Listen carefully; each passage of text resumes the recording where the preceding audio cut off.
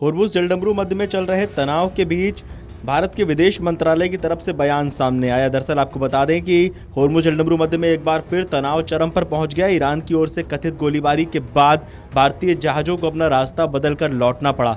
ये घटना ऐसे समय सामने आई जब कुछ ही दिन पहले इस अहम समुद्री मार्ग को अस्थायी रूप से खोला गया था। इस पूरे घटनाक्रम ने वैश्विक तेल सप्लाई, समुद्री सुरक्षा और क्षेत्रीय स्थिरता को लेकर गंभीर चिंता खड़ी कर दी है। जानकारी के अनुसार 2 भारतीय जहाज जग अर्नब और सनमार हेराल्ड इस घटना में शामिल थे। इनमें से जग अर्नब, जो लगभग 20 लाख बैरल इराकी कच्चा तेल लेकर जा रहा था, उस पर फायरिंग की गई। दूसरा जहाज पास में मौजूद था, लेकिन उसे निशाना नहीं बनाया गया। घटना के बाद दोनों जहाजों ने होर्मुज जलडमरू मध्य से वापस लौटने का फैसला लिया। इसे लेकर विदेश मंत्रालय की ओर से बयान जारी किया गया, जिसमें लिखा गया कि नई दिल्ली में ईरान के इस्लामी गणराज्य के राजदूत को आज शाम विदेश सचिव के साथ बैठक के लिए विदेश मंत्रालय बुलाया गया।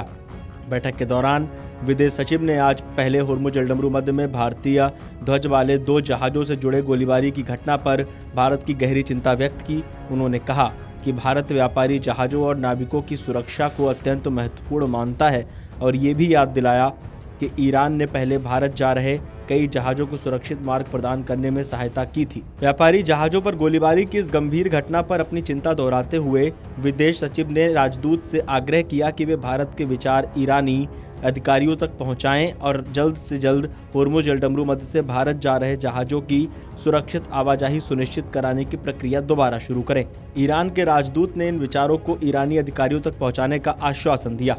दरअसल ब्रिटेन की समुद्री एजेंसी ने बताया कि ईरान की रेवोल्यूशनरी गार्ड से जुड़ी 2 गनबोट्स ने ओमान के उत्तर पूर्व में एक टैंकर पर गोलीबारी की थी। इसके अलावा एक अन्य कंटेनर जहाज पर भी अज्ञात प्रोजेक्टाइल से हमला होने की खबर सामने आई थी। हालांकि सभी जहाजों और उनके चालक दल को सुरक्षित बताया गया था। रिपोर्ट्स के अनुसार करीब 50 दिन की पाबंदी के बाद शुक्रवार को इस मार्ग को अस्थायी रूप से खोला गया था। इसके बाद 1 दर्जन से ज्यादा टैंकर, जिनमें कुछ प्रतिबंधित जहाज भी शामिल थे, इस रास्ते से गुजरे।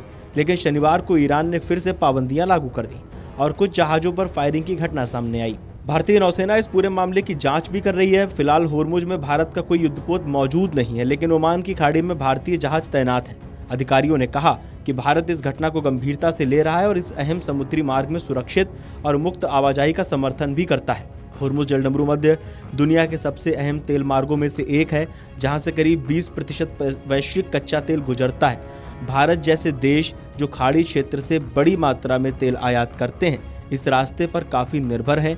ऐसे में यहाँ किसी भी तरह का तनाव सीधे वैश्विक बाजार और अर्थव्यवस्था को प्रभावित कर सकता है। वहीं ईरान ने कहा है कि उसने ये कदम अमेरिका की ओर से अपने जहाजों और बंदरगाहों पर लगाए गए प्रतिबंधों के जवाब में उठाया है। वहीं ट्रंप ने दावा किया कि ईरान इस मार्ग को खोलने पर सहमत हुआ था। हालांकि जमीनी हालात इसके उलट नजर आ रहे हैं। इजराइल और क्षेत्रीय संघर्ष के बीच ये घटना पूरे पश्चिम एशिया में अस्थिरता को और ज्यादा बढ़ा भी सकती है।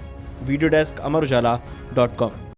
अगर आप ये वीडियो YouTube पर देख रहे हैं तो हमारे चैनल को सब्सक्राइब कर बेल आइकन दबाएं और Facebook पर देख रहे हैं तो हमारे पेज को लाइक करें।